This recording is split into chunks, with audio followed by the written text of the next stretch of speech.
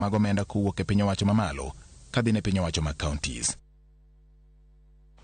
Owere kod mago ma kaunti ma Homa Bay nyaka Ramogi gi duoko mar lipot mar janon buge omenda mag piny owacho. Koro wadhi nyaka e kaunti ma Kisii. Tend kaunti ma Kisii ochungo sa jotije kaunti no ma kwan gi nyalo romo 740 tok rem chopo e alap mag Kisii Stadium higa mokalo, kaluwore kod kweno mane odhi nyime e kinde no mar ng'eyo kwan mag jotich kendo fwenyo mago machiko kopodho.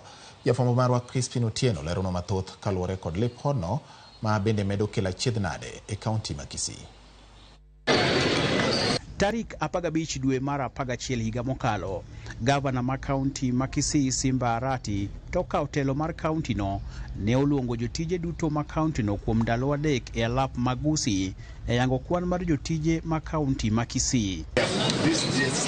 Dweche buora tok kweno no, jagoro maduong' ma kaunti ma Kisii ondiko barua ne apis ma otelo ne jotich Human Resource mondo ochung chiwo osara ne jotije 740.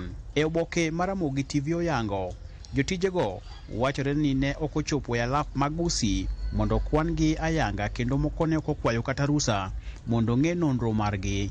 E baruano, jotije 397 mawuok e migawo mar thieth ok bi yudo sachgi chakre dwe mar 10.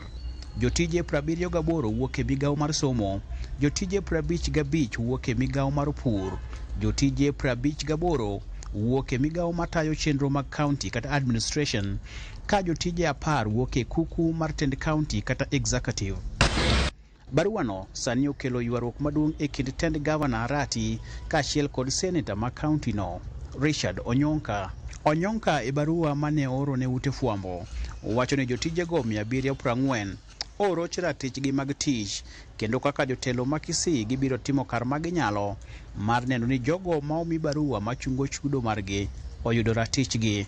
Magi timore e kinde ma tend Arati oramo ni obiro kedo kod mibadhi kod jotije nyawawa e kaunti no mondo jopiny oyangi kaka pesa gi tiyo e yore mag dongruok. Arati ochano bago twak mar kaunti ma Kisii tarik 3 dwe mabiro, kama obiro keto ayanga moko kuom gik ma osetimo kendo mago mochano timo ne jopiny. Crispin Otieno, Ramogi TV, Kisii.